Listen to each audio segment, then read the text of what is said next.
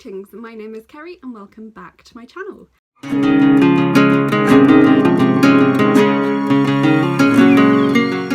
Today I have a tag video for you. This is the VeggieTales book tag created by Kate from Chapter Kate. This is the VeggieTales book tag created by Kate from Chapter Kate, who tagged me to do this, so I'm very excited because I really love VeggieTales. I grew up watching all the videos and still have several.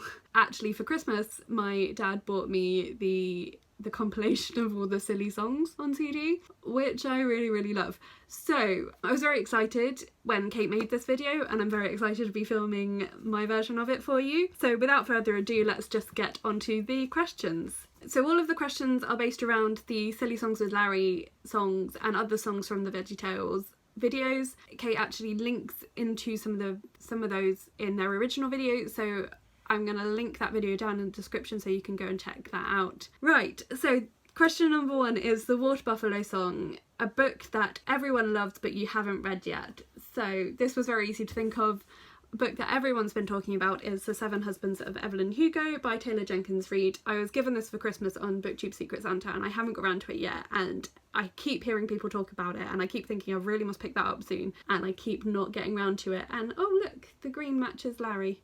That's really cool. Anyway, I've heard lots of good things about this book. I will try and get to it soon. From what I understand, it's a elderly film star who's retelling her life story to a young journalist, and it's all about her lives and her loves, and I've heard so many good things, so I really do want to get to it soon. Question number 2 is the Hairbrush Song, a book you love but can't find anyone talking about. I'm going to go back to a book that I've talked about several times on this channel. This was my favourite book of last year. This is Shatila Stories, which is published by Maurier Press. It is a collection of short stories written by refugees living in the Shatila refugee camp in Lebanon. People from Maurier Press went over and did a writing workshop with these refugees and got them all to write all these stories around the central theme of living in this refugee camp. And then the editor sort of translated it and wove it together to be almost a continuous narrative, sort of a day in the life in this refugee camp, and it's absolutely beautiful. I really loved it. I can't praise it enough. It's so beautiful and really eye-opening as well, and really well written, well translated, considering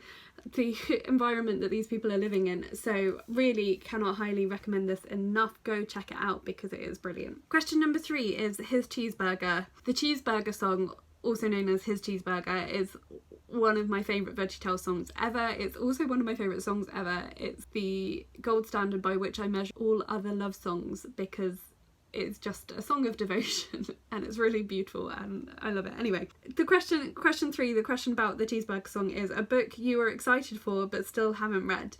And for this I'm picking The Quiet at the End of the World by Lauren James. This came out in March of this year and I had it on pre-order and I was determined I was going to read it really quickly. I haven't quite got around to it yet. Again, I wanted to read this because The Loneliest Girl in the Universe by Lauren James was one of my favourite books of 2017. So as soon as I heard about this book, I really wanted to read it because I really loved her writing style and I loved her character development, her world building. So she writes sort of YA science fiction, and this is about the youngest people on the planet after an epidemic has caused infertility across the globe. So these are the 2 youngest people of the human race. Yeah, it sounds like a really awesome concept, and yeah, I just really enjoy her writing, so I'm looking forward to getting to this one soon. Question 4 is Dance with the Cucumber, a translated book that you enjoyed or would like to read.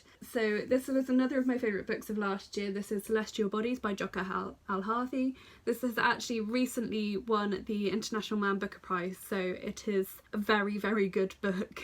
This was published in the UK by Sandstone Press, who are another indie publisher, and they're really good. This book is just so beautiful, it's mesmerising. The author is from Oman and the book is set in Oman, and it is just really beautiful description, expressive of their culture, their society, and the role of women in that society as well. Particularly, it sort of centres around 3 daughters in a family and their love stories essentially, or anti-love stories I guess in some cases, but it also looks back at their parents' generation and their grandparents' generation and sort of interweaves all these different threads of the story. What I love about translated fiction is it's very different to Western fiction. It takes you down paths that you don't expect and it explores things in a very different way, and it is really lovely insight into the wider world. So I really highly recommend reading more translated literature if that's not something that you do very often, and if you want somewhere to start. I'd say out of the 2 translated books I mentioned, Shatila Stories is probably slightly more accessible to someone who's not used to reading non-Western fiction, but this is a really, really beautiful book, and I really, really highly recommend this one as well. So I would say just go and check it out. It's really receiving a lot of acclaim at the moment, and having won the International Man Booker, which it really definitely deserved to win. So yeah, really do go read this book. It's beautiful. Question 5 is I Love My Lips, a book you've mentioned at least 5 times on your channel. There was only one book I could pick for this. It is my favourite book of all time. It is Rebecca by Daphne du Maurier. This is the 80th anniversary edition. I read this book first as a teenager and I just fell in love with it. I fell in love with du Maurier's writing style. I loved the concept, I loved the execution of it, and it's just, yeah, it's my favourite book of all time. So I really want to reread it soon. I bought myself this lovely anniversary edition last year because I had just a really tatty old paperback. If you're not familiar with the story, this is about a young girl who is a companion to an older lady. It's set in, I think, in sort of the 30s maybe, and so while she's abroad with this older lady, she meets and falls in love with a widower called Maxim de Winter. He asks her to marry him and they move back to his old estate called Manatee, which is haunted by the presence of his first wife, but not like she's a ghost. Like, the house still feels like her house, and the housekeeper, Mrs. Danvers, was her servant and still very much evokes the idea of Rebecca, the first Mrs. de Winter, and just the whole thing is so evocative. It's so beautifully written that, I mean, it's just amazing.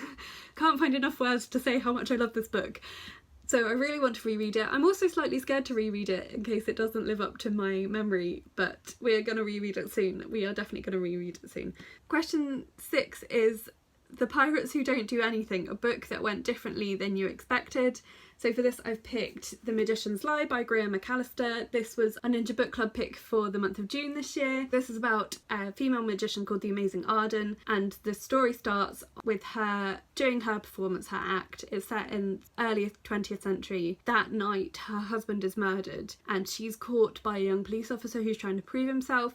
She starts to tell her story of her events, of what has led her to this night. So I thought it was going to be a murder mystery with a bit of maybe magical realism and a bit of intrigue and magic, but what it actually is even better. It's more like a memoir of the Amazing Arden's life and how she became a magician, how she developed her act and all of this sort of stuff, and the 2 men in her life that brought it in different directions. And there was that slight mystery element. There was a twist that I did kind of see coming, but I wasn't sure how she was going to get there. There is a slight hint of magical realism, but not quite as fantastical as maybe as I was expecting. There was a lot of stuff about the theatre in those days and magicians and the workings of the tricks, and it was just really, really cleverly put together. I do need to give a content warning. There is abuse in here, domestic violence and self-harm. Yes, so if you're sensitive to that, maybe go into this carefully or avoid it if you don't want to read about that. But I just thought it was a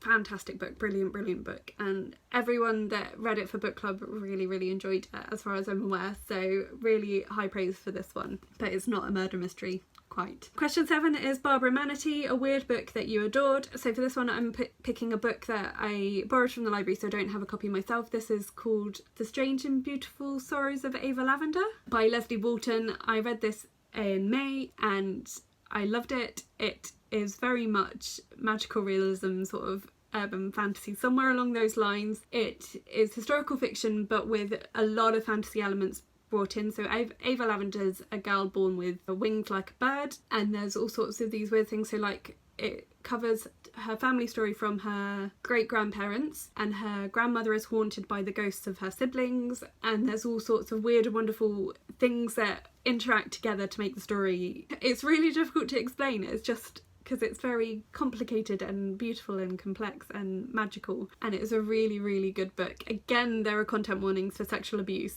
and I think there's some self-harm in there and some graphic deaths, but it's another really good book. I mean, these are all books, all these books that I'm talking about, the ones that I've read, are books that I really, really love. If you like YA, historical, magical, fantasy-esque type books, I think you probably like that one. Question 8 is I'm So Blue, a book that made you emotional.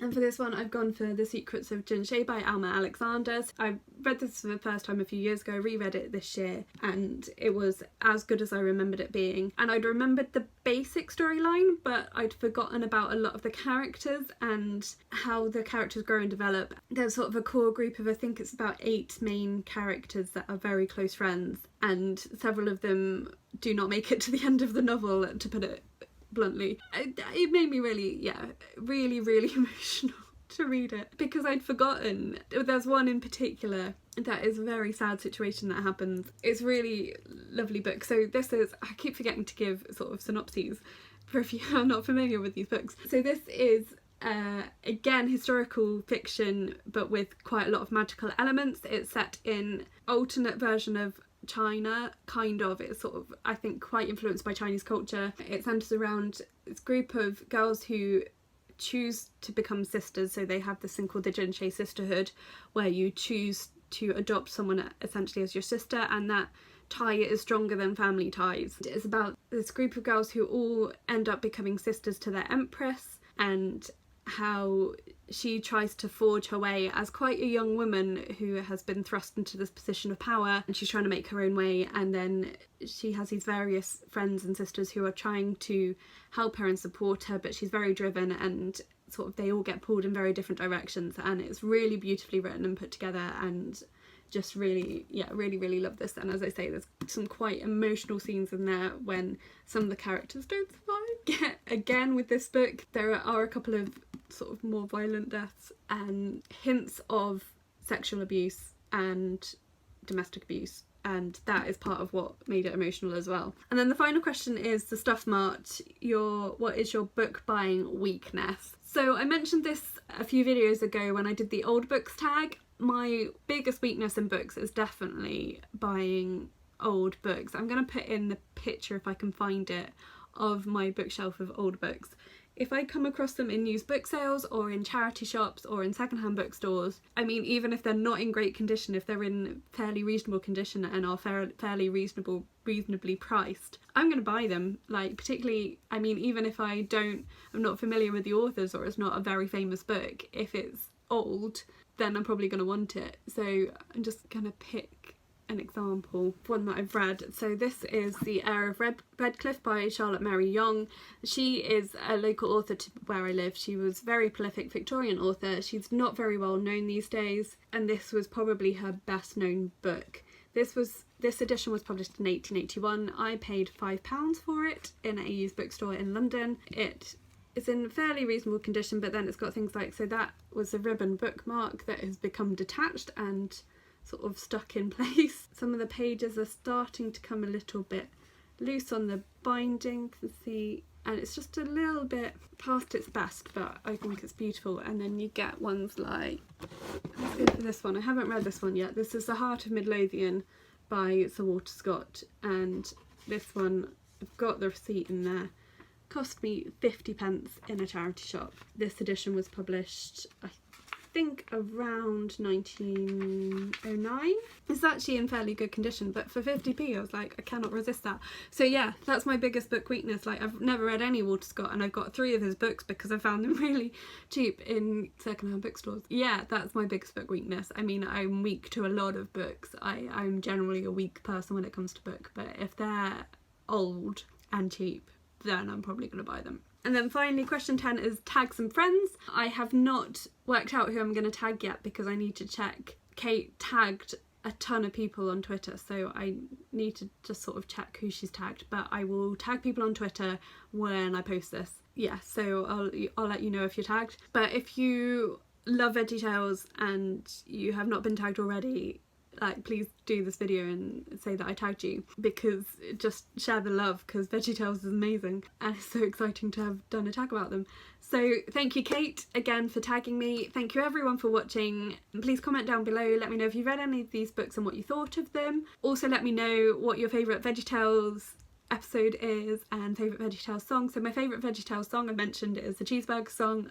Absolutely adore that song. My favourite VeggieTales episode is probably Madame Blueberry, actually. I think it's an underrated classic. So the songs that I'm So Blue and the Stuff Mart are from that from that video, and it's just classic. So if you are not familiar with VeggieTales, go and check out, I think they've got a YouTube channel. If they have, I will link it, and check out some of the silly songs with Larry, because there's a song for everything that happens in your life. So the Hairbrush Song is about Larry losing his hairbrush, which every time I lose something I will sing the Hairbrush Song. And there's another song on a similar theme that I actually showed it to some of my colleagues and we sing it around the office when we can't find things, called Where Have All the Staplers Gone, which is just a brilliant song. That's enough for me ranting about VeggieTales. As I say, let me know if you love VeggieTales, what are some of your favourite songs and favourite stories that they've done. Just have a chat to me down in the comments. Yeah, please like the video if you liked it. Please subscribe if you haven't already, and you can also follow me on social media, so that information is always listed in the description box below. And that is all for today, so thank you so much for watching, and I will talk to you again soon.